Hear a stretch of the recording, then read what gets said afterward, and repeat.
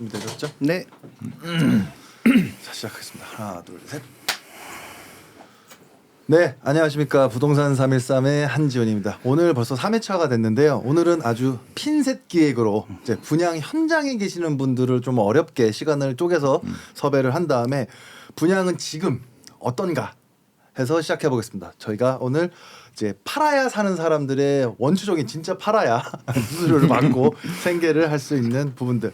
그래서 오늘은 지금 현장은 정말 어려운지, 뭐 미분양이 사실인지, 뭐 계약은 잘 되고 있는지, 고객들은 어떤 걸 많이 물어보는지, 그리고 가장 중요하죠, 한 주간의 이슈, 이거부터 시작할 건데요. 먼저 자기소개부터 저희 왼쪽에 있는 분부터 할 건데 저희 김인섭 대표님 어렵게 모셨습니다. 저랑 친구고 84년생 우리 쥐띠로서 20년 지기인데 제가 좀 설명을 드린 이유는 이야기를 하다가 반말이 나오거나 타카가 되거나 조금 재미를 위해서 편하게 하시죠, 뭐. 부탁드린다는 점, 소개 좀 부탁드리겠습니다. 네, 안녕하십니까. 저는 랍다컴퍼니 유튜브를 운영하고 있고 지금 현장 더 클럽 60을 맡아서 하고 있는 김인섭이라고 합니다.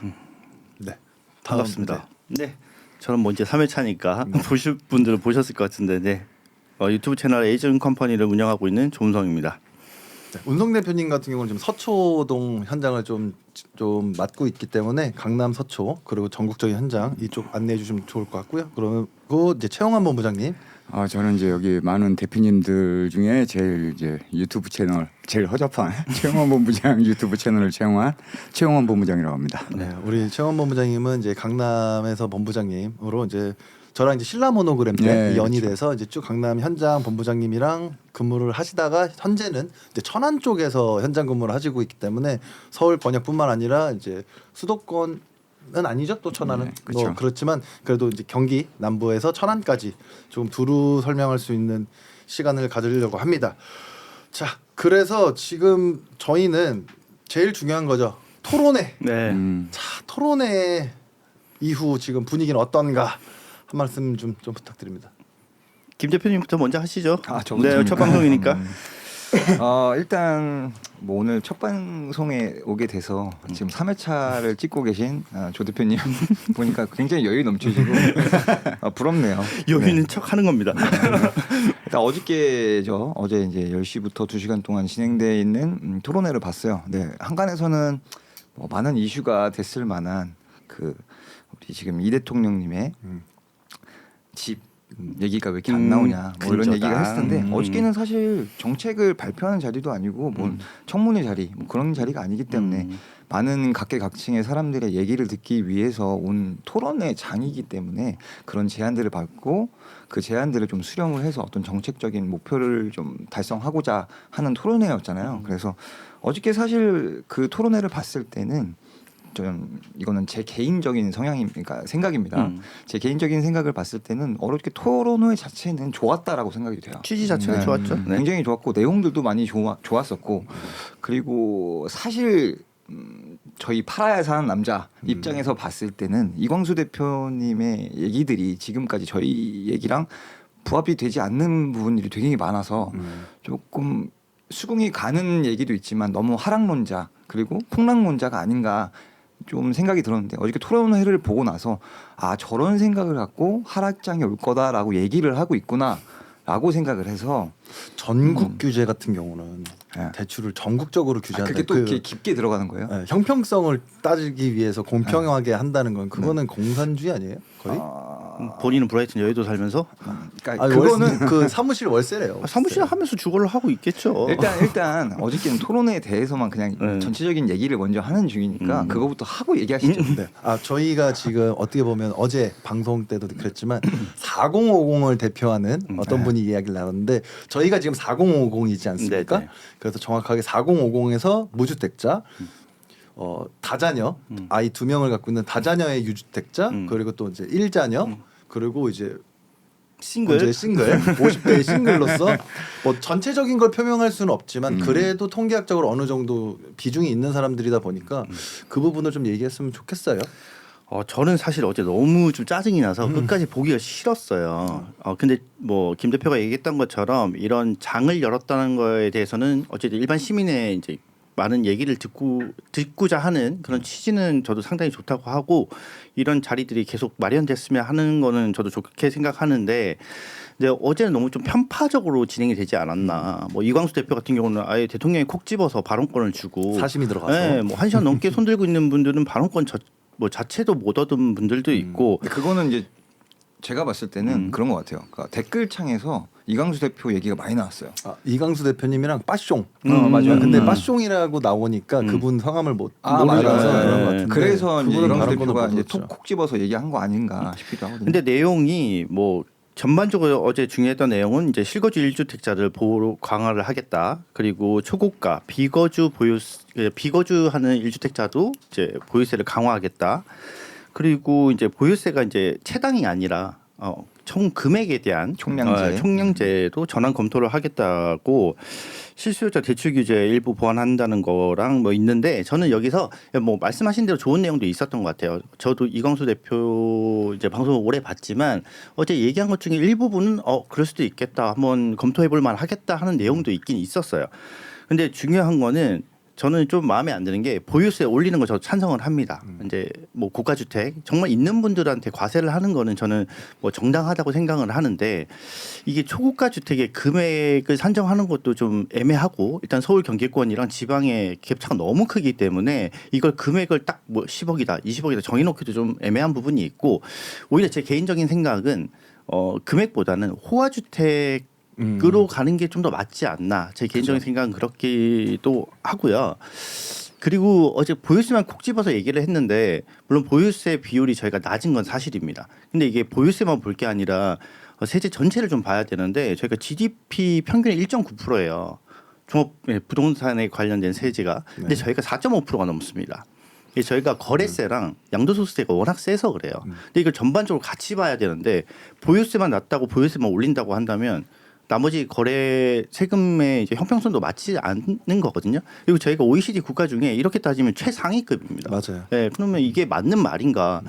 국민들한테 다 알리고 싶으면 모든 내용을 다 오픈을 해놓고 얘기해야 되는데 본인들이 유리한 세금 그리고 자기들이 지금 이끌어가는 정책에 대한 유리한 부분만 콕 집어서 얘기를 하고 이게 낫기 때문에 그냥 차라리 세금이 필요하다. 어려운 사람들 도와주려니까 지금 나라에 돈이 없다. 그래서 세금을 더 걷고 싶다라고 얘기하는 게 더 좀 맞지 않나. 저는 그렇게 생각을 그럼 합니다. 대놓고 얘기할 수는 없으니까. 아니 근데 이게 너무 눈에 보이니까. 근데 모든 그걸 보고 계신 분들은 관심이 있어서 보실 테고 그리고 어쨌든 간에 우리나라 세금 중에서 부동산이 차지하는 비율이 굉장히 크다는 거는 저명한 사실이기도 하고 모두가 다 알고 있어요.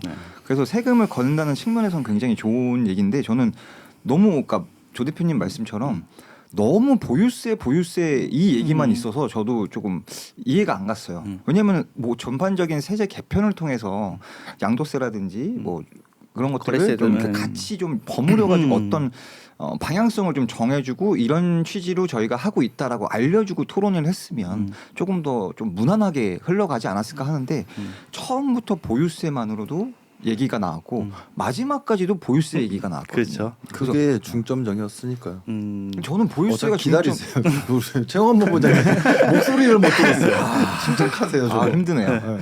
지금 이제 어저께 이제 저는 이제 모델하우스 이제 근무를 하면서 네. 이제 방송을 계속 봤는데 이제 지금 여기 계신 대표님들은 지금 이제 서울 쪽 고가라든가 이제 네, 하이엔드 쪽. 오피스텔 뭐 주택 이런 거 다 이제 거래를 하고 계시면 지금 이제 천안 같은 경우는 이제 일명 이제 서민 아파트 그죠. 뭐 이제 실거주. 4억대, 5억대 어저께 보면서 솔직히 조 대표님처럼 저도 좀 짜증이 많이 났어요. 왜 그러냐면 이게 실질적인 뭐 이렇게 일부 사람들에 대한 보유세라든가 호화 주택 이런 것만 포커스를 맞췄는데 실상 저희 같은 경우는 이제 모델하우스에서 서민들과 주고받으면서 계약을 이끌고 뭐 진짜 안 좋은 일, 좋은 일 다 볼 수 있지만 정작 서민들이 지금 다 막혀 있단 말이에요. 그죠. 실거주자죠.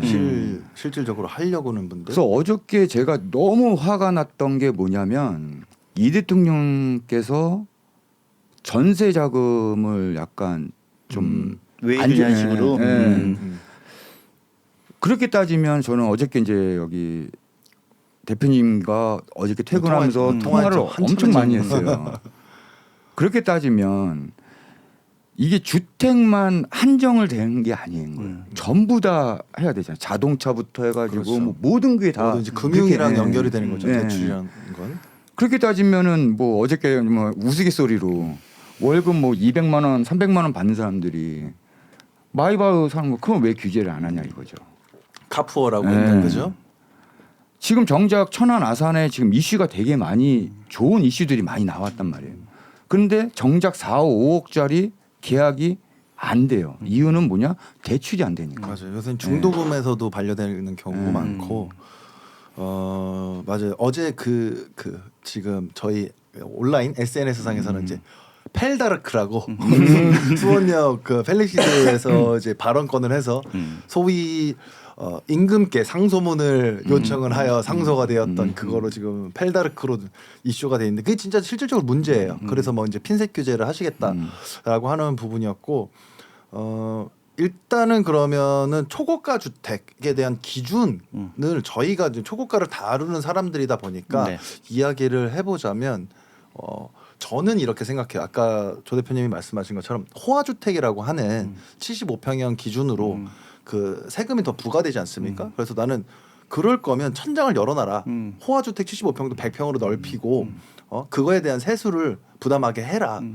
그리고 이 자산가 분들도요.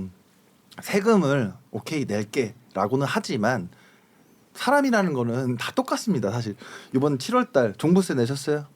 안 냈죠. 아직 안 내셨죠. 네. 저희는 이제 사업자니까 사업 부가세 내셨죠. 부가세 폭탄 맞았습니다. 그죠. 저도 부가세 냈는데 이게요. 사람이라는 게 이렇습니다. 세금을 내면요.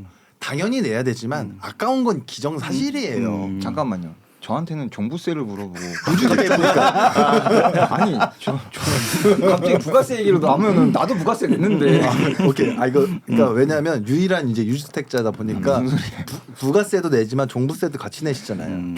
종합 부동산세는 기준이 있잖아요. 저는 그냥 재산세를 내는 사람이에요. 종합 부동산세를 내는 사람 오해하시겠어요. 호화주택 사시는 것처럼. 오해해요. 저 남양주 살고. 힘들게 알고 있습니다. 힘들게 지금 뭐 내 집 마련해서 조그만 집 간신히 살고 그러니까요. 계시는데 네. 그러니까 왜 그러냐면 이런 거예요. 그러니까 내 돈이 나간다는 거는요 굉장히 아까운 거예요. 사실 저희가 뭐 최태원 회장님 말했듯이 저희가 민주주의라는 것에 속아서 자본주의라는 것을 망각하면 안 돼요. 저희가 지금 제 개인적인 의견은 전 부자가 되고 싶어요. 그렇게 돈을 벌고 싶고요. 더 좋은 집에 살고 싶고 내 자식에게 돈도 이렇게 잘하는 그런 삶을 살고 싶어요. 그런 게 문제는 아니잖아요. 그래서 내 집을 마련하고 좋은 집에 이사를 가고 싶고 그런 윤택한 삶을 살고 싶은데 그 안에서 세수 이제 제일 중요한 건 이제 양도세 같은 부분이죠. 양도세를 내면요. 진짜 쓰라립니다. 가슴이 막 미어져요.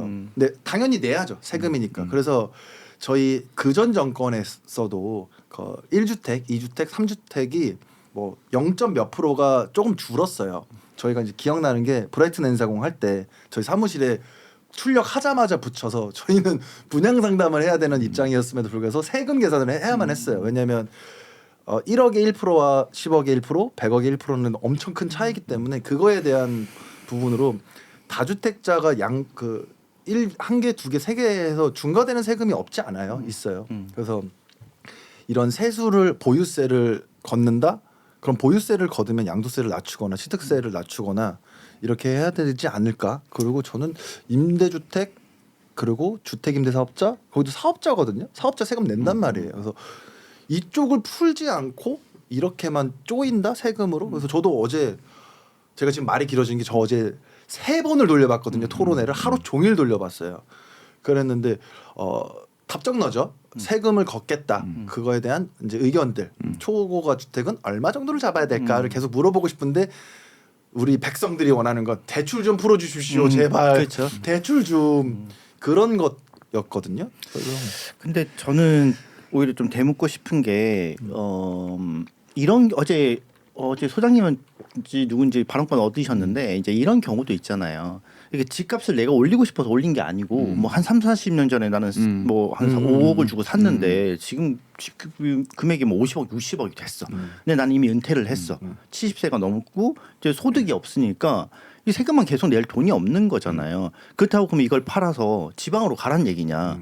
자기가 한 평생을 사는 이 터전을 버리고 아예 모르는 지역으로 가서 살아야 된다는 말밖에 안 되는 거잖아요. 근데 뭐 다행인 건 어제 이 대통령이 얘기하시는 게 그런 것들도 좀 차등을 해서 뭐 이제 건 바이 건에 대해서 좀 분리해서 과제하는 것도 생각을 좀 해봐야 되겠다라는 취지로 얘기를 하시는 것 같더라고요. 그래서 이게 물론 근데 늘 얘기하는 게 다수를 위해서 소수는 좀 희생할 수 있다고 얘기를 늘 하시잖아요, 이 대통령이. 근데 이 부분을 또 어떻게 처리하실지 모르겠는데 이런 경우가 상당히 많을 겁니다. 지금 강남 3구 같은 경우는 너무 폭발적으로 올랐기 때문에 그렇죠. 예, 그리고 저희가 아는 분들도 다 이제 은퇴하시고 이제 나머지 삶을 살고 계시는데 소득이 없는데 이게 세금이 이렇게 올라가면 집을 파는 수밖에 없어요. 그러니까 그런 게 있어요. 그러니까 실례로 압구정 한양 아파트, 현대, 현대 아파트 예. 거주하시는 이제 노령의 분들도 네.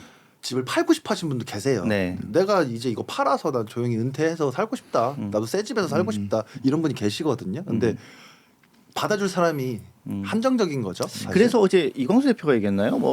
이광수 대표가 다른 분이 얘기했는데 이제 최근에 고가 주택을 매입한 그렇죠. 분이랑 네. 이제 오래 전에 매입한 분이랑 좀 차등을 주는 게 맞지 않겠냐. 뭐 그분은 비과세를 해준다거나 뭐 그렇게 하는 그런 방법 상당히 어제 그런 내용들은 좋았던 것 같고 그리고 지금 이제 신혼부부라든지 저희처럼 이제 첫 집을 마련하고 싶은 사람의 대출이 너무 많이 막혀 있잖아요. 그러니까 이런 분들 이걸 이제 악용해서 투자를 하시는 분들 때문에 이제 막은 거라고 저는 생각은 하는데, 근데 지금 저희가 실질적으로 뭐 계약을 하는 데 있어서 정말 꼭 집을 사야 되는 분들, 꼭 내 집 마련을 하고 싶은 분들, 열심히 일해서 종잣돈을 마련해서 이제 집을 마련하고 싶은 분들까지도 다 막아버렸기 때문에 그 부분도 상당히 문제인 것 같고, 마지막으로는 일단 어제 공급 대책에 대한 게 단 하나도 없었어요.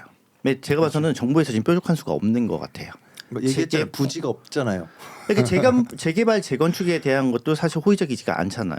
그러니까 유일하게 소유권에서 사람들이 많이 원하는 지역은 재건축 재개발 지역인데 이거는 표심인 것 같아요. 이건 어찌됐든 지금 야당이 주도하고 있는 재건축 재개발이기 때문에 이걸 만약에 승인을 해준다 그러면 사실 표밭이 좀 바뀔 수도 있기 때문에 의도적으로 좀 막는다는 느낌도 좀 들긴 들거든요. 그리고 지금 재건축 재개발이 제일 많은 뭐 용산, 강남 이쪽이 다 뭐 지금 국민의힘 쪽이 우세한 지역이기 때문에 더더욱 해주기가 싫다고 저는 좀 느껴지긴 했어요. 맞아요. 네. 이번 정부엔 재건축은 좀 어렵다라고 좀 보여지죠. 예, 말씀하세요. 아, 해도 돼요? 네. 그냥 해도 돼요. 힘들었네.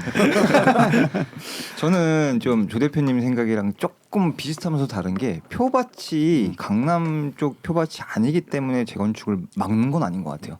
오히려 그걸 풀어주면 좋아할 사람들은 그쪽 사람들이 좋아하기 때문에 어느 정도 돌아올 수도 있다고 생각을 하거든요. 그래서 재건축 재개발을 의도적으로 막는다기보다는 거기를 재건축을 시키면 지금 걷잡을 수 없기 때문에 그런 것 같아요. 근데 그래서 뭐 지금 서울시랑 정부랑 척을 쥐고 있는 이유도 뭐 그 안에 들어가 있겠죠. 이제 서울시에서는 어떻게든 지금 오세훈 시장이 빠르게 신통기획이라고 하는 걸 통해서 조금 절차를 줄여서 좀 빠르게 해주고 싶어 하는 것 같기도 하고, 근데 정부에서는 이걸 풀어주는 순간 뭐 민주주의이기 때문에 자본주의이기 때문에 올라가는 걸 막을 수 없다. 그렇게 되면 서울에 입성하는 게 더 힘들어진다가 요지인 것 같은데, 저는 사실 재개발은 오케이. 근데 재건축은 반대합니다.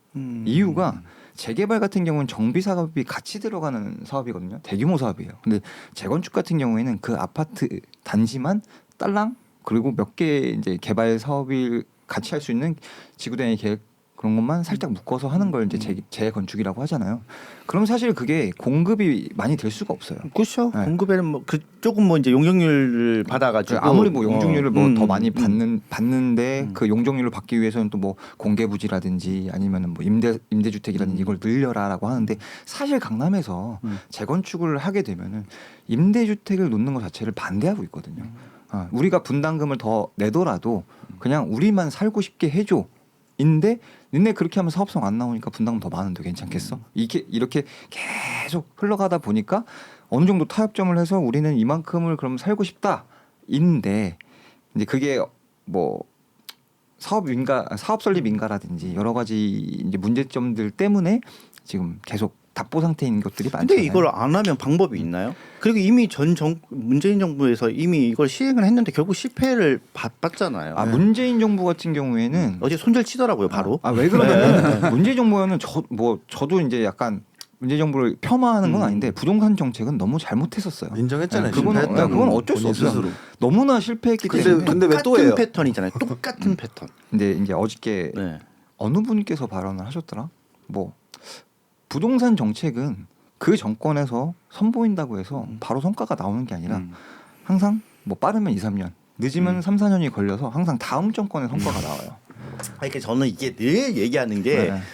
저는 어차피 중도라서 뭐 저는 뭐 잘하는 쪽에 편을 들고 싶은데 저는 사실 국민의힘 편도 아니고 근데 민주당 쪽에서 늘 이게 뭐 정치 방송이 아니잖아요 저희가 근데 자꾸 그렇죠. 얘기하게 되는 게 정책 토론을 가지고 얘기한 거니까 그러니까 어쩔 수 우리나라가 그러니까 파란색 빨간색 지금 계속 이런 식이잖아요. 그러다 보니까 민주당이 이번 정권에 해놓고선 일단 실패를 맛보면 다음 정권에서 뭐 어찌됐든 빨간색일 때 상승률이 좀 낮았기 때문에 우리가 잘해서 된 거다.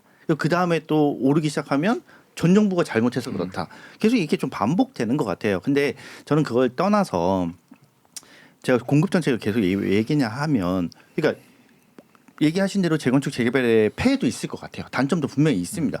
그러면 서울 경기권의 그린벨트를 풀든지 아니면 비아파트에 대한 뭔가 뭐 세금 감면이라든지 아니면 좀 활성화시킬 수 있는 방법이라든지 뭐 이런 걸 좀 공급 대책을 내놔야 되는데 지금까지 공급 대책을 내놓은 게 없어요. 실효성 있는 게 단 한 건도 없습니다. 근데 지금도 계속 세금만 올리겠다. 재건축 재개발은 위험하다. 뭐 이렇게 계속 얘기하면서 공급 대책에 대한 단 한 번의 언급이 없고 제가 봐서는 서울 그러니까 모든 사람들이 선호하는 지역에 방법이 없어 보여요. 그래서 이건 어떻게 해결할 것이냐. 가장 기본 경제는 수요 공급입니다. 근데 공급 자체가 없는데 이걸 어떻게 잡겠다고 하는 건지 세금으로만 계속 눌러가지고 이걸 잡겠다고 하는 건지 저는 좀 이해가 안 되는 부분이에요. 그래서 어저께 발언했던 거 보면은 최상욱 대표님이죠. 최상욱 대표님이 얘기한 것 중에 공급 대책이 너무 없다. 그래서 민간 임대를 좀 풀어주는 거 어떠냐. 뭐 이런 식으로 얘기를 하셨는데 사업성이 안 나오는데 굳이 민간 그것도 이 대통령 말이 맞아요. 네. 저는 오히려 반대로 최상욱 대표님의 의견에 완전 동감을 했었고 그런 부분들 이제 비아파트죠, 뭐 오피스텔, 뭐 도정생활주택, 그리고 뭐 빌라 이런 것도 지금 충분히 주거 형태 비슷하게 살 수 있는 요건이 많이 있거든요. 그렇죠. 그리고 뭐 빌라도 3층만 4층만 짓는 게 아니라 8층까지도 올릴 수 있고 그런 용도를 좀 바꾸거나 그러니까 실거주, 매매, 뭐 분양 이게 아니라 진짜 임대 이게 실질적으로 뭐 전세나 월세를 살 수 있게끔 그런 비아파트에 대한 수요도 충분히 좀 열어놔야 된다고는 생각은 해요. 근데 요즘에 그 전세 대란, 전세 사기 이후로 사람들이 빌라를 굉장히 쳐다도 안 봐요. 그래서 사실 지금 상황에서 빌라를 살려고 하시는 분들은 얼마든지 싸게 사실 수 있어요. 재밌는 건 지금 서울 시내 빌라가 동이 나고 있습니다. 계약률이 엄청 높아요. 전월세가 없으니까. 어쩔 수 없으니까. 어쩔 수 없어서. 근데 이게 그러니까 세금 올리는 것도 좋고 이제 주택 규제를 하는 것도 좋은데 이게 전월세가 좀 안정을 시켜놓은 후에 이걸 해야지. 지금 이 시장도 완전히 개판이 난 상황에서 그러니까 우리 전편이죠. 전편에서 우리 임재필 대표님께서 말씀하신 것처럼 특이하게 이번 정권에서는 전세를 떠나서 월세까지 오르는 특이한 형국이기 때문에 좀 심각하다라는 말이 어쩔 수가 없는 것 같아요. 저희가 이 사실 편에 이제 나옵니다. 저희 부동산 313 원년 멤버죠. 김희선 대표님이랑 조은성 대표님 워낙 저희가 오래되다 보니까 방송을 잘 하시는데 지금 처음 이제 오시는 우리 최호원 본부장님 계속 물만 들이키고 계셔서 아니 어제 얘기하신 것 이게- 중에 실내가 하나 있었잖아요. 실제 그 맞아요. 고객 어저께 중에 예실 하나 내가 이제 여기 대표님들은 이제 서울 쪽, 경기도 쪽 이제 좋은 물건들을 이제 많이 하시지만 저도 이제 강남에 있다가 이제 천안에 내려가다 보니 이제 실질적인 서민들과 이제 대화를 많이 나눠보는 거죠. 왜 그러냐면 강남에 있을 때는 뭐 자산가 분들과 좀 제가 좀 많이 배우는 점이 있었고 그분들이 어떻게 자산을 불려나갔고 어떻게 이런 자리까지 올라가셨는지 하는 걸 많이 배웠단 말이에요.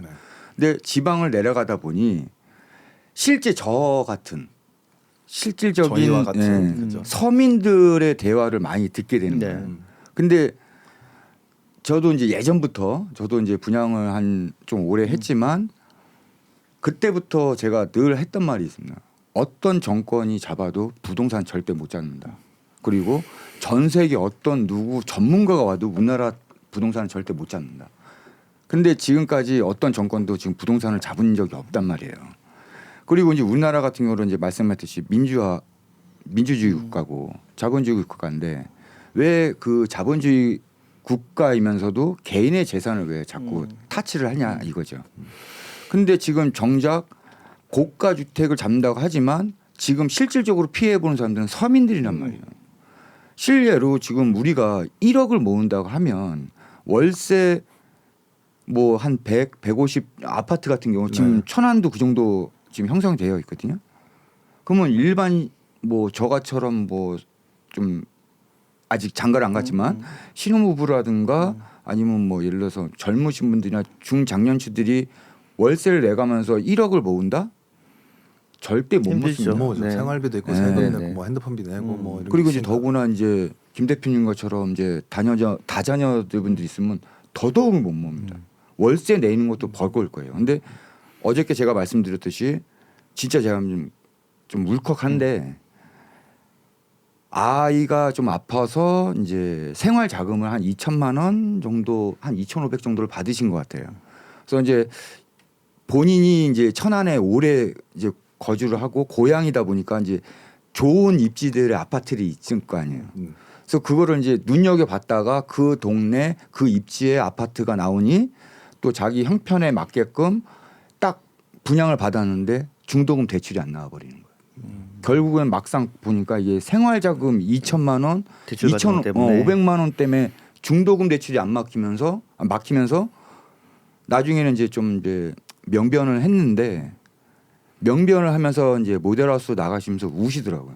제 마지막 꿈이 아이들과 그냥 소박하게 그냥 대할 수 있는 국민평양 때 34평을 했는데 대출이 안 나와 버리니 눈물을 보이시더라고요. 근데 저도 같은 서민인데 저도 지금 이 얘기를 하면서 좀 솔직히 좀 울컥거려요. 왜냐면 앞으로 제 경험일 수도 있는 거고 그게 제가 앞으로 또 다가올 일이 또 그런 일이 벌어질 수가 있단 말이에요. 근데 지금 이제 조 대표님이나 다 1, 2편에서도 말했듯이 KB에서 3억을 대출을 한도를 줄여버렸기 때문에 지금 천안도 좀 입지 좋은 데는 5억 중후반 정도 된단 말이에요. 그건 대출을 1, 2억 가지고는 안 되는 거지. 그렇죠. 근데 재밌는 건 어제 모 현장에서 중도금 대출이 전면 이제 집단 대출이 막혔었어요. 네. 근데 어제 토론회가 끝나자마자 풀렸답니다. 그러니까 임금 금융감독위원회에서 풀어줘라. 네. 그 말 한마디에 은행에서 바로 고객한테 전화했대요. 그러니까 오히려 그러면 어저께 토론회 순기능이라고 그건 하시죠. 좋은 기능이긴 저, 하죠. 저도 그게 지금 뭐냐면 은행, 증권사 호황입니다. 맞아요. 어, 네. 엄청나죠. 엄청 호황이에요. 근데 은행권은 예대 마진으로 엄청 많이 제가 챙겨줍니다. 말하고 싶은 게 그거예요. 지금 예대 마진율이 괴리가 굉장히 커요. 그래서 예금이 한 3%, 3.4, 3.5%까지. 거기까지. 예. 그 대신 이제 대출 같은 경우는 신용 좋은 분들은 뭐 4%에서 10몇 프로까지 있으니까 이거에 대한 괴리가 결국은 또 그런 부분도 근데 있는 이렇게 거고. 얘기했을 때 뭐 1%밖에 차이 안 나네 할 수 있지만 5천만 원 5천만 원에 파킹을 해놔야지. 아니, 그러니까 그러면 예대 마진 이거 잡아야 되고 증권사에 대한 이익률 호황입니다. 지금 다 주식을 하기 때문에 그런 부분들을 수수료가 조금 엄청나죠. 네, 그런 부분들에 대한 세수를 좀 걷는 방향을 좀 그것도 다시 해야 되지 내려야겠네요. 않을까요? 뭐 삼성 하이닉스만 잡을 게 아니라 그쪽도 수익이 많이 났으면 돌려줘야죠. 그러니까 그런 이게 의미라고 사실 한다면. 부동산을 저희가 얘기하고 있지만 부동산이라는 게 정책도 연결돼 있고 금융도 연결돼 있고 다 연결돼 있는 부분이라서 어제도 저랑 통화했던 부분이 의식주 중에 주예요, 집이에요. 이게 실거주의 요소도 있지만 투자의 요소, 투기라고 표현을 어제 하던데 1주택자로 투기라고. 이게 이 집이라는 게 가장 큰 재산이면서 투자 성향을 안 띌 수가 없어요. 막말로 이제 자동차를 예를 들거나 뭐 이렇게 한다면 자동차도 어떻게 보면 또 재산이잖아요. 그렇기 때문에 이 부분을 투기라고 표현을 한다? 그럼 주식은 또 투기가 아닌가? 오늘 막말로 예를 들어서 제가 오늘 인버스 이제 곧버스를 하면서 하루 한 10만 원을 벌면 생활비 좀 벌어봤는데 마음이 아프더라고요. 내가 이렇게 하이닉스 떨어져라, 우리나라 주식 떨어져라 하면서 거기에 베팅을 하는. 네, 베팅을 하는. 전 투기를 했어요. 네. 이게 투기 아닙니까? 그렇죠. 제가 투자를 했으면은 뭐 롱텀을 보거나 이렇게 봤어야 되는데 투자와 투기에 대한 이 프레임을 씌운다는 게 조금 저는 어제 굉장히 기분이 나빴어요. 하루 종일. 근데 그 투자와 투기의 프레임을 씌운 건 사실 그런 정치 관료들이 아닌 것 같아요. 어저께 토론에서도 보니까 어디 뭐 협회 대표다, 뭐 어디 뭐 이런 사람들이 자기네들이 발언권을 얻어서 발언을 하는데 모든 부동산을 가지고 있는 사람들을 투기와 투자가 공존한다라고 생각을 하더라고요. 그러면은 그 투기나 이런 것들을 사실 그런 사람들이 그런 집단들이 만든 게 아닌가 싶어요. 어제도 사실 토론의 비율이라는 게 자, 다시 또 조선시대를 얘기하면 이 얘기 하려고 왼쪽 오른쪽 좌의정 우의정이 있듯이 네. 반반이 돼 있어야 되는데 네. 어제는 거의 민주당 반처럼 국회처럼 거의 비슷해서 저도 이제 중도인데 빨간색 넥타이 메고 오늘 올 준비를 하고 있었거든요. 내가 여기서 유노게인을 외쳐야 되나 이 정도로 어제 굉장히 기분이 나빴고 뭐 이제 스레드나 SNS 봤었을 때도 저희 영포티 4050 이 부분들이 저희 좀 콘크리트 같은 두꺼운 지지층이잖아요 민주층이. 그렇죠. 그럼에도 불구하고 요번에 좀 틀리겠다라는 소유도 많았고 사실 예전에 무주택자와 유주택자를 나눴을 때요 비율이 무주택이 훨씬 더 많았어요. 근데 지금 그렇지 않거든요. 사실 지금 거의 비슷비슷해요. 그래서 누구를 타겟으로 해서 누구에게 어떤 정책을 펼칠 것인가 그리고 누구에게 세금을 걷게 할 것인가. 세금 오케이. 내야죠. 나라에 대한 세금이니까 네. 내는 건데 뭐 그거에 대한 뭐 형평성을 위해서 똑같이 낸다. 뭐 10억으로 규제한다. 뭐 한다. 너 부자라고 해서 너무 이른다. 저는 이렇게 생각을 해요. 부자가 되고 싶은 사람한테 부자를 저렇게 못 살게 하고 부자 프레임 무슨 저희 옛날 뭐 스크루지처럼 그런 게 아니라 제가 만나본 부자들은 심성이 좋고 착하시고 내가 내 세금을 이렇게 돈을 내는데 저 사람들이 저렇게 기분 나빠할 줄은 몰랐네. 나도 열심히 해서 돈 벌어서 이렇게 한 건데 저는 부자를 꿈꾸지 못하게 해서 K드림이 안 되면 다 부자는 나쁜 사람이 되면 누가 부자를 되려고 하겠어요. 그러니까 돈을 숨기고 그 세금 안 내는 애들 잡아야죠. 국세청에서. 네네. 그런 사람들 좀 잡아야 된다고 봐요. 그렇죠. 이 대통령도 그걸 좀 의식하셨는지 부자분들을 좀 악인으로 취급하는 거는 잘못된 인식 같다라고 얘기를 하시더라고요. 이거의 연장선상에서 어저께 제가 굉장히 기분이 안 좋은 그 토론 그 질문자라고 해야 되나 네. 그분이 있었는데 우리가 사실 저는 중년으로서 지금 청년 대표로 나온 그 사람의 발언이 되게 어이가 없었어요. 내 집 내놔? 서울과 지방에서 올라온 사람의 예를 들면서 서울에 있는 부자들이 이제 투기를 많이 해놨기 때문에 청년들은 더 집을 살 수 없고 뭐 이런 얘기를 하셨거든요. 그래서 지방과 서울 사람들의 출발점이 다른 것 같다. 그러면 반대로 서울에 있으신 분들은 그만큼 부를 축적하기 위해서 다 불법을 저질렀다는 소리입니까? 그렇죠. 아니죠. 네. 진짜 열심히 사셨어요. 물론 요즘같이 그런 근로소득만으로 뭔가를 하기 힘든 때가 아니었고 그때는 저금만 해도 이자가 17% 18% 많게는 뭐 2%까지 갔던 그런 시대였어요. 왜? 그만큼 힘든 시기였고 저축으로 해서 예대 마진을 돌리기 위한 돈이 없었으니까 그래서 저축 많이 해라 뭐 적금 많이 들어라 이런 얘기를 아껴 써라, 어른분들이 뭐 이제. 많이 하셨던 거였거든요. 그때 그분들은 그것만으로도 부를 축적할 수 있었고 그만큼 열심히 사셨기 때문에 서울에 이제 뭐 자가도 생기시고 뭐 이렇게 하셨던 부를 축적하셨던 분들인데 그거를 지방에서 지금 그런 힘듦을 한 번도 겪지 않은 사람이 올라왔는데 집값이 너무 비싸요. 뭐 이런 저런 것 때문에 격차가 너무 심하게 벌어지는 것 같아서 상대적 박탈감을 느낀다. 이런 얘기했을 때 저도 지방에서 올라왔지만 저도 지방에서 올라왔습니다. 네. 저런 무슨 바보 같은 소리가 있나. 되게 이게요, 다른 그거예요. 사람들의 그런 그 수고를 인정하지 않는 듯한 발언을 그렇죠. 노력과 해서 이런 것들을 너무 화가 나더라고요. 이게 상대적 박탈감을 느끼는 이유는 대출입니다. 그냥 저희가 대출이라고 말하는데 레버리지라고 하잖아요. 지렛대. 지렛대가 없어진 거예요 지금.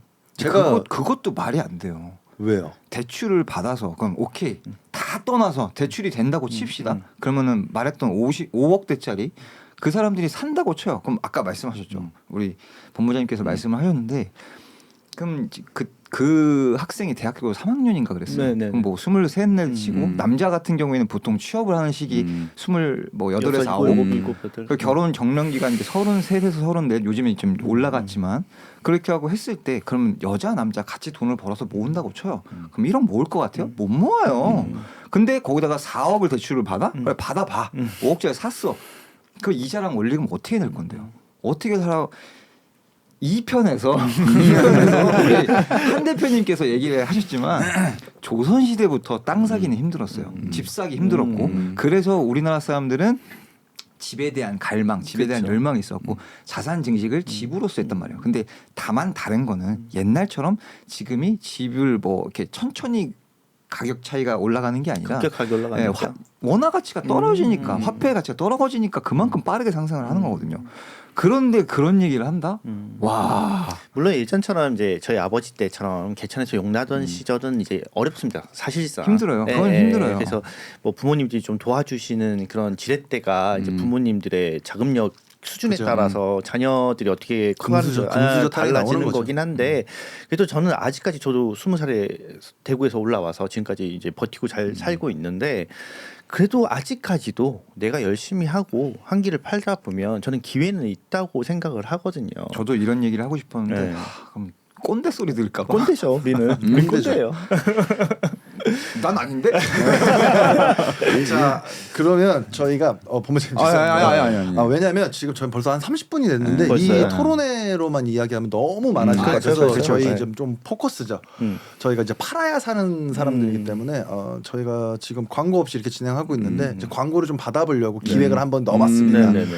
그래서 지금 분양 현장들 계시는 곳 잠깐 한 60초에서 90초 정도 어필할 시간을 좀 드릴게요. 많은데? 본부장님부터 좀 말씀해 보시죠. 이제 저는 이제 천안 아산에 이제 아까도 말씀드렸듯이 이제 좀 투자 발표가 이제 123조가 좀 발표가 됐는데 지금 이제 이슈가 되면서 제가 있는 데는 이제 업성 프로조 쪽에 있어요. 근데 이제 성성지구 호수뷰가 나오는 이제 단지고 지금 이제 성성지구가 좀 많이 핫합니다. 천안 아산에서. 왜 그러냐면 이제 바로 직주근접도 가깝고 호수가 있다는 그 맹점 하나에 지금 이제 많은 고객님들께 찾아오시는데 중요한 거는 아까 말씀드렸듯이 좀 고객님들이 좀 관망세로 좀 살짝 돌아갔어요. 그래서 지금 이제 4억대에서 5억대 그리고 호수뷰가 나온다는 거 그리고 이제 단지 바로 옆으로 초중고가 있다는 거 그게 좀 가장 큰 장점이라고 볼 수 있습니다. 분양 가격은 주변보다 괜찮은 건가요? 예, 한 4억대 지금 이제 성성지구에 지금 31평대가 거의 없습니다. 왜냐하면 호수 뷰가 나오진 않아요. 사실 31평대는 이제 성성 호수가 거의 다 이제 대형 평대를 이루어지고 있는데 저희는 이제 바로 앞에가 이제 성성 호수고 대형 평대가 한 6억대에서 7억대 그리고 이제 9평이죠. 34평이 이제 한 5억대 그리고 이제 31평이 이제 4억대. 천안의 대형 평이면 40~50평대를 얘기하는 건가요? 한 40평대에서 한 50평대. 제가 좀 첨언을 좀 하자면 저희 이제 광고 의뢰줍니다. 제가 광고를 하고 있기 때문에 여기 천안 업성 푸르지오의 장점은 1번은 수영장입니다. 아, 그렇죠. 커뮤니티가 엄청 좋아요. 그 천안 안에서 대형 커뮤니티가 있기 때문에 진짜 리조트처럼 수영장도 있고 자녀분들이랑 호수를 거닐 수도 있고 이런 부분들 그리고 금액적인 메리트도 있고 이제 평형에 대한 구조 그리고 실질적으로요. 제가 광고를 지금 하고 있으니까 콜이 되게 많이 오고요. 내방객도 많고요. 계약률도 굉장히 좋습니다. 그런 부분들. 호수를 끼고 있다고 하니까 약간 광교나 아니면 일산 이런 쪽처럼 생각이 들긴 하거든요. 근데 이제 사실 그 이제 느낌은 성성 아니에요. 호수는 저수지 느낌이에요. 약간 이제 깔끔한 이제 솔직하게 말해야 저수지. 되니까. 근데 이제 왜 그러냐면 성성지구에 2만 5천 세대가 들어옵니다. 네. 그러면 이제 수자원공사하고 이제 천안시하고 이제 협약을 해서 이제 성성 그 지금은 이제 저수지죠. 이제 뭐 일산 호수공원이나 광교 호수공원처럼 좀 정비 사업을 다시 할 가능성이 좀 높아요. 그래서 지금 이제 저희 단지는 상가가 없습니다. 아예. 그래서 그 수익을 이제 커뮤니티에 거의 이제 올인을 했기 때문에 그래서 아까도 말씀드린 수영장 유일한 수영장이 있어서 가장 또 인기가 있는 거죠. 그러니까 본부장님이 이제 천안 쪽 뭐 아이파크부터 시작해서 뭐 그렇죠. 가장 핫했던 뭐 현장도 천안 쪽 현장들을 다 하고 계시는데 아이파크가 좀 더 비쌌고 네. 업성 프로지오가 조금 메리트가 있는 점이 좀 있어서 천안 쪽 관심 있는 분들께서는 이제 우리 본부장님한테 연락을 좀 주시면 좋은 사은품과 이렇게 연결을 좀 해주실 아유, 것 같고. 감사합니다. 네. 그래서 천안 쪽도 사실 30분이면 KTX 타고 금방 가요. 점점 이제 수도권화 점점 하고 결국은 뭐 당진이라든지 저희 아버지가 충청도 사람이기 때문에 온양이라든지 그 사람들이 와산에서 결국 천안 쪽으로 가까이 오는 거거든요. 그것도 점점 당기고 있는 그런 도시고 삼성도 있고. 천안 대도시예요. 옛날부터. 아 혹시라도 오해하실 수 있는 천안 두정동 불당동 얼마나 좋은데. 네, 김인석 팀장님은 여의도 하이엔드 30초만 말씀해주세요. 페널티 굉장히 크네요. 네. 저는 여의도 더 클라브 60에 대한 얘기를 좀 해보고 싶은데요. 제가 지금 맡고 직접 이제 영업을 하고 뛰고 있는 현장이고요. 더 클라브 60은 서여의도에 위치를 하고 있습니다. 흔히 알고 계시는 뭐 브라이튼 여의도라든지 뭐 아크로 더 원 이런 거는 이제 더 현대가 위치하고 있는 이제 동여의도에 있고 이제 여의도 공원을 중심으로 서쪽 국회의사당이 있습니다. 국회의사당 바로 앞쪽에 위치하고 있는 건데 여기도 마찬가지로 저희는 이제 하이엔드라고 표현은 안 해요. 하지만 뭐 내장재라든지 이런 것들은 다 하이엔드급으로 들어갔고 대신에 저는 뭐라고 표현하느냐 프라이빗 멤버십 오피스다라고 표현을 합니다. 실질적으로 뭐 사무 용도로만 사용을 하시는 게 아니고요. 직접 이제 그런 히든 공간을 통해서 일과 그다음에 휴식이 트랜스가 될 수 있는 그런 현장이기 때문에 궁금하신 분들은 꼭 한번 방문해 주시면 감사하겠습니다. 위치는 이제 모델하우스 위치는 도산공원에 도산공원이 아니죠. 도산대로 거기가 뭐라고 해야 되죠? 위치는 언주로 853이 있습니다. 성수대교 남단, 성수대교 남단. 신구중학교 맞아. 신구중학교 바로 앞이라고 보시면 될 것 같아요. 그래서 발렛도 잘 돼 있고 여기 장점은 지금 여의도가 재개발 재건축이 어려울 것 같아서 희소성이 있지 않나? 일단 여의도 같은 경우에는 대교 같은 경우가 10월 달부터 이주를 합니다. 그래서 사실 대교 쪽에서 연락이 오시는 분들은 주거의 형태를 많이 찾으세요. 왜냐하면은 그렇죠. 자녀분들 다 이제 분가시키고 혼자 좀 집을 줄여가지고 살고 싶은데 대교 쪽이 또 이제 큰 평형수더라고요 알고 보니까. 그래서 이제 좀 집을 줄여서 살고 싶은데 오셨던 분들이 A 타입 궁금하실 거예요. 이렇게 얘기하면 A 타입은 주거로서의 기능을 충분히 하기 때문에 A 타입을 좀 많이 선호를 하셨습니다.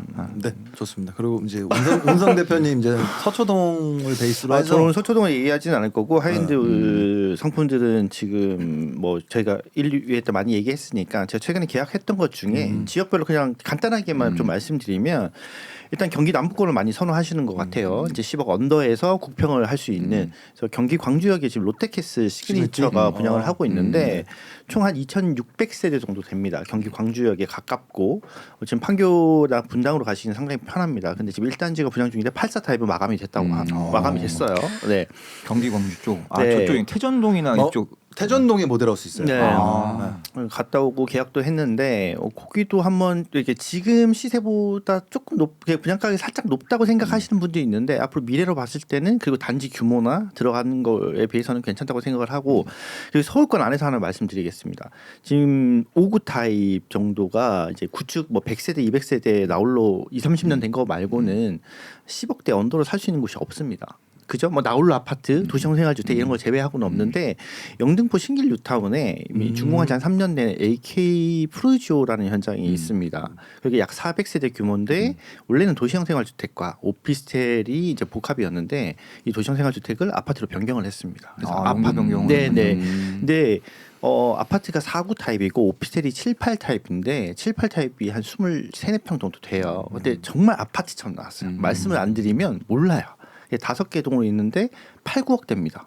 그래서 여의도에 근무하시는 분이거나 이제 신축을 좀 원하시는 신혼부부들한테는 상당히 좀 유리한 조건이라서 근데 몇 개 남지 않아서 그것도 좀 서두르셔야 될 것 같고 신길 쪽이면 여의도 권역이잖아요. 권역이에요. 10분 정도 걸리더라고요. 거기 주변에 재개발 재건축이 워낙 다 잡혀 있어가지고 네. 그거를 많이 기다리시는데 지금 판국에서는 이제 또 독보적으로 남지 않을까? 네네네. 아마 서울권을 보시는 분들은 좀 신길 괜찮은 것 같아요. 그렇죠. 계약자분들 여의도 근무하신 분들이 상당히 그렇죠. 많아요. 그리고 마지막으로 이제 서부권. 강서 쪽으로 보시는 분들은 이제 마곡이 너무 많이 올랐잖아요. 그 지역이 지금 강서 전체적으로 좀 오르는 것 같은데 여기는 이제 10억도 아닙니다. 한 8억대 언더에서 국평을 할 수 있는 그 김포 풍무 지역을 한번 보셨으면 좋겠어요. 해링턴? 네, 뭐 해링턴뿐만 아니라 호반 서밋도 곧 분양 예정이고 프루지오도 분양 예정입니다. 그래서 역세권 개발과 함께 이제 재개발 지역도 있고 기존의 대장의 어떤 프루지오 센트럴 뒤쪽으로 뭐 효성 해링턴이라든지 대단지 아파트들이 들어갑니다. 조건도 괜찮고 안에 제가 뭐 제 계약하신 분들이 상당히 좀 만족도가 높아요. 그리고 중요한 건 지하철 5호선이 예타가 통과됐습니다. 그러니까 예전에 미사가 이제 김포랑 거의 가격이 비슷했는데 5호선이 연장되면서 미사가 폭발적으로 올라갔잖아요.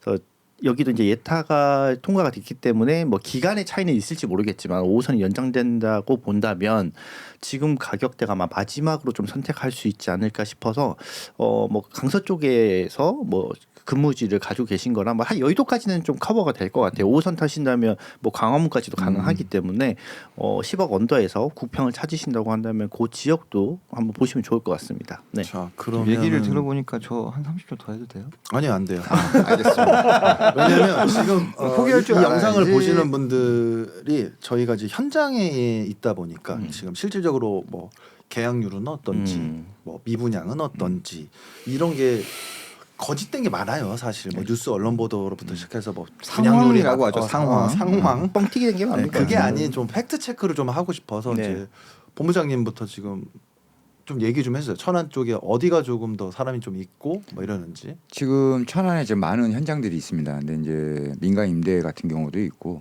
근데 이제 일반적인 이제 일반 아파트로만 봤었을 때 가장 핫한 데가 지금 이제 성성지구.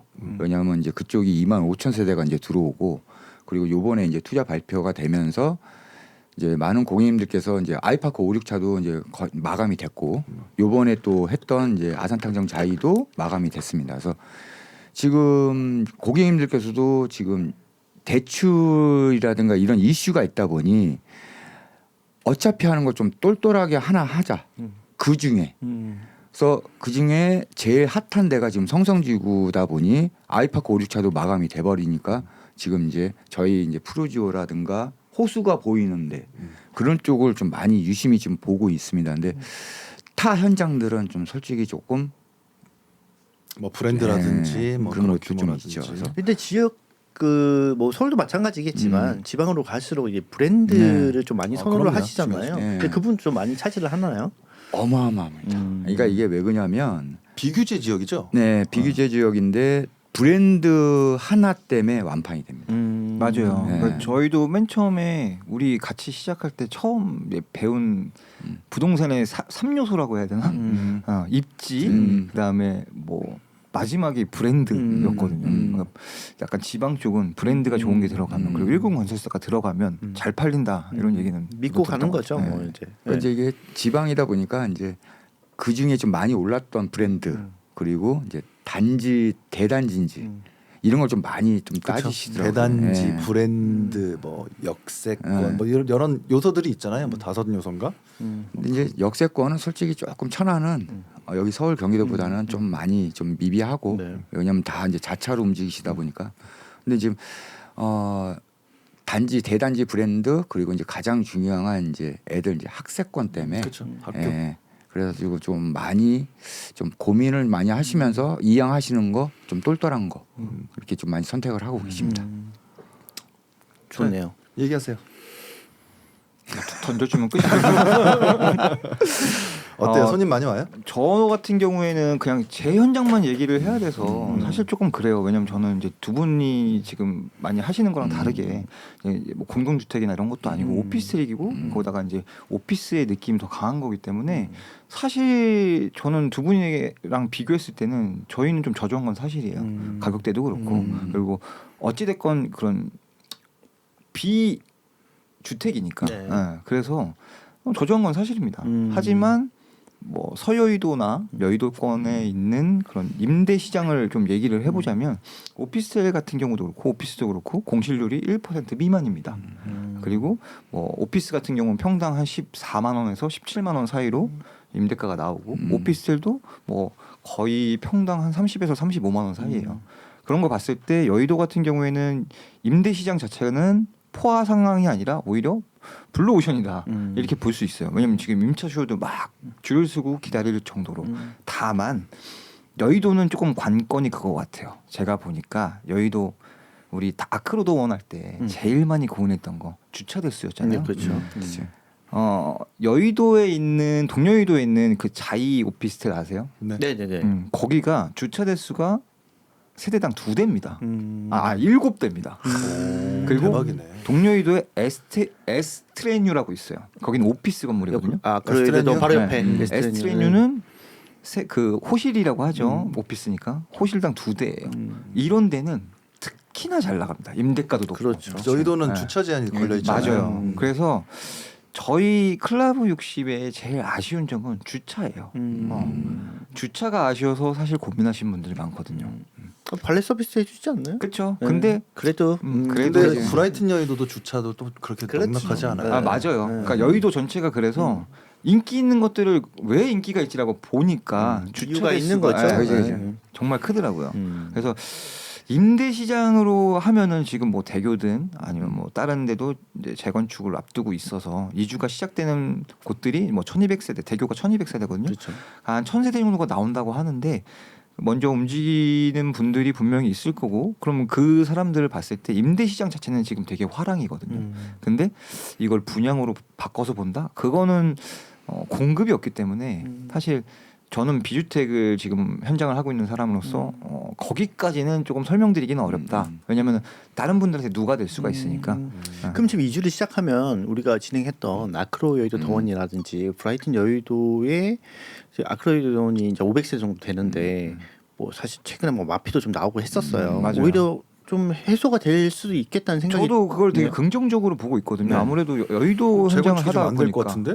아 근데 대교는 이미 승인이 그건 떨어져. 이주는 봤어요. 승인 근데- 떨어져서 10월부터 2주가 돼요.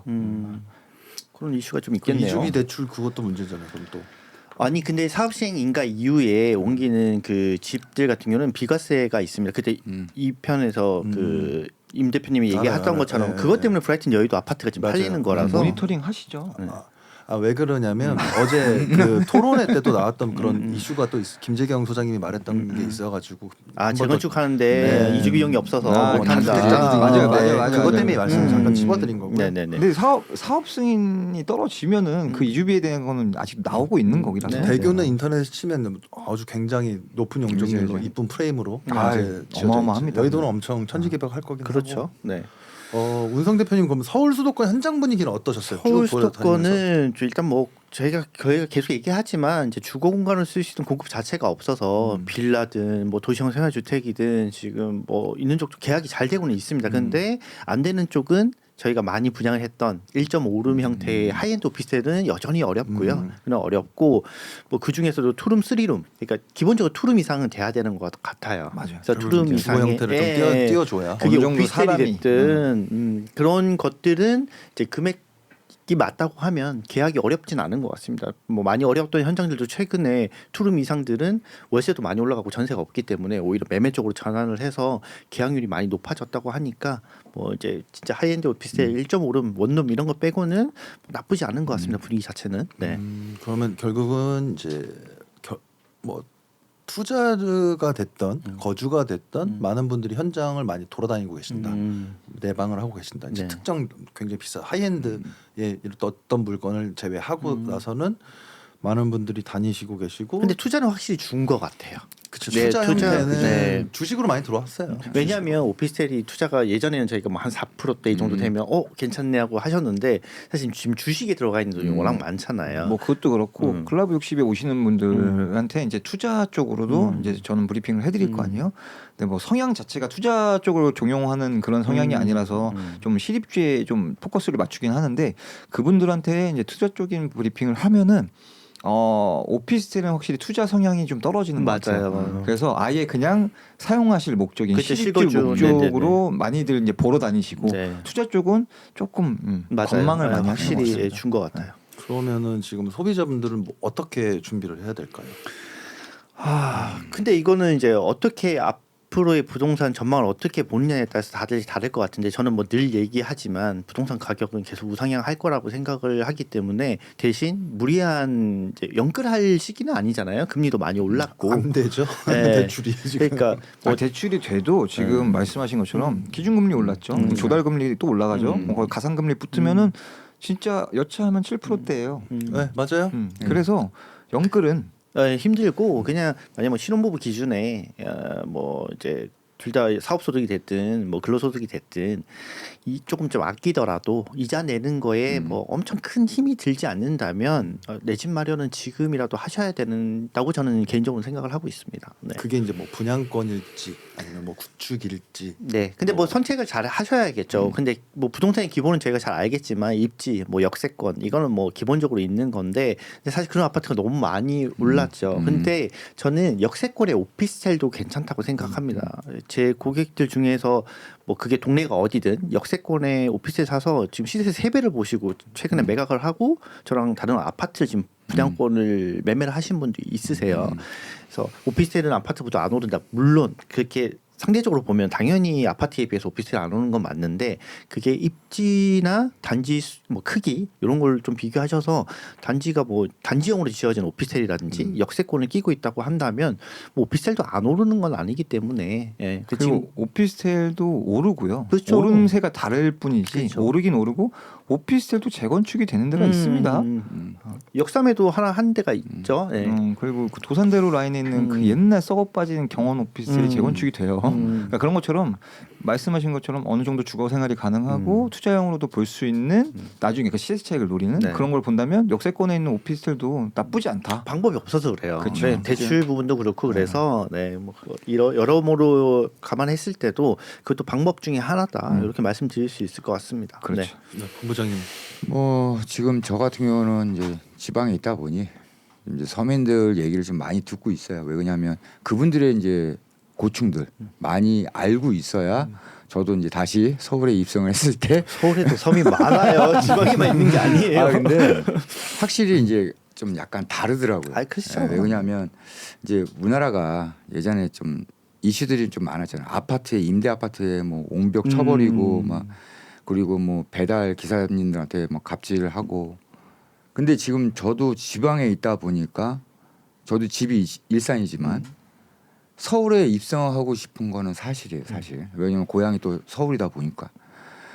근데 이게 점차 너무 힘들어지니 그런데 이제 저는 이제 좀 이렇게 정치하시는 분들한테 좀 부탁 아닌 부탁인데 좀 이제 잡는 건 좋은데 대출 좀 풀어줘라. 왜 내놔도 팔리지가 않아요 지금. 그러니까 계약이 좀 끊겼어요. 네. 그래서 이제 부동산 지금 천안 같은 경우는 좀 부동산 소장님들이 많이 이 분양 현장에 들어오셨어요. 왜냐하면 거래가 잘 안 되니까 되니까. 이제 분양 시장에 들어왔는데 그것도 좀 지금 정체기가 좀 있잖아요. 그래서 조금 유도리 있게 좀 이제 지방 같은 경우는 좀 많이 좀 풀어줘라. 그거 좀 한번 부탁드리고 싶은 게 좀 있죠. 네. 그래서 이제 제가 이제 광고 대행을 하면서 분양 광고를 좀 할 때 광고 대행사들이 호황이에요. 그래서 그렇죠. 지금 보시는 영상을 보시는 분들께 광고를 광고 여기다 좀 올려놓을 수 있도록 그 분양 대행사 시행사분들 연락 기다리겠습니다. 네. 그렇게 하면서 이제 거의 시간이 거의 금방 1시간이 좀 지났어요. 그러면 아직 떠들 얘기 더 많아. 다음 화에 또 나오시면 됩니다. 그러니까 바쁘셔가지고 섭외를 지금 3회차 때 한 건데 그럼 저희가 마지막으로 에피소드 하나 얘기해 볼까요? 뭐 그냥 우리가 뭐 기억에 남는 고객들 아니면 이 계약은 정말 힘들었다 이런 에피소드를 훈훈하게 마무리 한번 해보겠습니다. 훈훈한 에피소드. 이게 훈훈한 거예요? 안 좋은 에피소드가 많을 것 같은데. 뭐가 됐든 네. 빠르게 얘기해 주세요. 시간 별로 없습니다. 뭐 저 같은 경우 먼저 할게요. 이제 이 모데라스 안에 유니트 있잖아요. 이제 그 손님 투어하는데 냄새가 너무 많이 나더라고. 이게 무슨 냄새지 봤더니 이제 고객님께서 워낙 급하셔서 거기 변기에다가 용변을 보셨더라고요. 모델하우스 하는 거예요? 네, 그래서 그때 모델하우스 난리가 난 적이 있어요. 아 이제 실제 되는 줄 알고 그러시는 네. 분도 있을 것 같아요. 아 모델에서 유니트 거기서 유니트 안에서 안에서. 네. 화장실 그러니까 모델하우스 안에 우리 내 쓰는 집처럼? 그래서 깜짝 놀래가지고 그때 거의 마비가 왔었죠. 농사건 네. 대박이다. 비슷한 건데 저는 이제 M40 할 때 M40 할 때 의사를 제가 그래도 좀 싫어하나 봐요. 의사분이셨는데 고객님이 계약서 물론 앞두고입니다. 네. 앞두고 샘플하우스에 가서 샘플하우스를 보다가 거기다가 용변을 보고 나오셨더라고요. 아 그런 물을 안 내리고 아니 물을 안 내리고 근데 거기는 샘플하우스가 아니고 집이었잖아요. 집이었죠. 근데 근데 그때가 샘플하우스 초기라서 뭐가 안 될 때였어요. 뭐 수도나 뭐 전기나 아직 안 될 때. 그래가지고 그 용변을 보고 누가 이랬냐고. 죄송합니다. 똥을 싸야 다 잘 되는 현장이다. 네, 그런 것 같아요.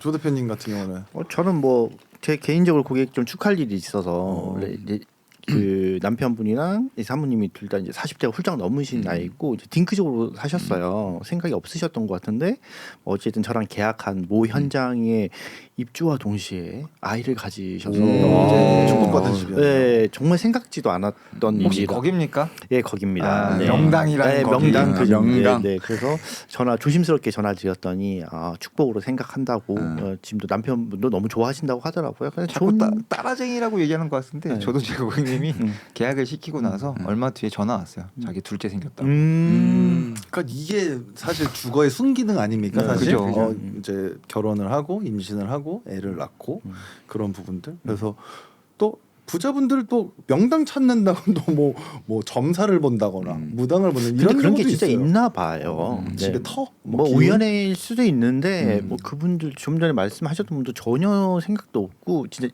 나이가 많이 그러니까 안 되실 나이인데 됐다는 거 보면 뭐 우연일칠 수도 있지만 네, 뭐 그런 기운도 무시할 수는 없다는 생각이 좀 듭니다. 네. 뭐 이게 참 보면 그게 되게 이렇게 위안 삼는 것 같아. 그래서 저도 얼마 전에 좀 솔직히 이제 개인적으로 이제 아버님 이제 천도제식으로 보내드리고 왔는데 좀 많이 울고 왔어요. 근데 이제 아버님이 이제 이제 무당 선생님께서 많이 배고프다고. 아니 이제 제가 이제 막상 이제 가서 이제 제사 음식을 잘 못하니까 네. 그 소리를 듣는데 너무 울컥거리더라고. 그래서 많이 울고 그냥 한풀이 하고 왔는데 그 사람의 위안 있는 것 같아요. 위안 삼고. 그러니까 저희가 이 직업군이죠. 이제 부동산 관련 아니면 뭐 분양 관련 이 직업군이 이제 좋은 게 뭐냐면 희망이거든요. 요즘 영화 호프가 뜨고 있듯이 희망이에요. 이제 사람들에게 내 집을 마련을 하는 그리고 이 집을 통해서 뭐 자산의 증식이 있으면 더 좋은 거기도 하니까.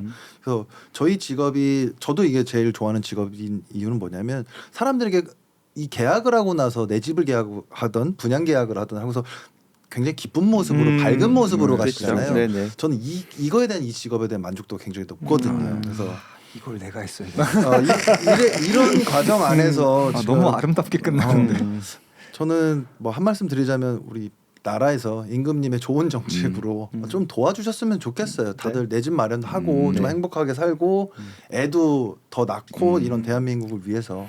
그러니까 대통령 원래 취지대로 어려운 분들은 도와주고 부자들은 세금 좀 더 내고 어려운 사람들 도와주고 이런 취지로 잘 세분화해서 정책이 잘 진행되시기를 바라고 있습니다. 뭐 네. 믿어 의심치 않지만 지금 상황에서 좀 더 나아질 거라고 생각하고 좀 더 좋은 방향으로 가겠지 하는 마음을 품고 네.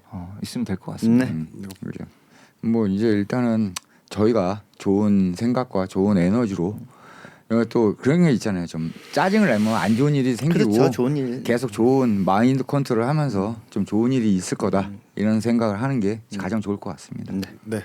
오늘 같은 경우는 저희 이제 핀셋 기획은 사실 분양 현장은 지금에서 이제 분양이 뭐 계약이 안 되는 현장, 뭐 미분양 현장, 계약이 된 현장을 조금 더 하려고 했으나 너무 큰 이슈, 토론의 그렇죠. 이슈 때문에 한 30분 이상 좀 넘어간 것 같은데 네. 다음에는 또 좋은 영상으로 네. 찾아뵙도록 하겠습니다. 하나 둘 셋 감사합니다. 고맙습니다. 감사합니다.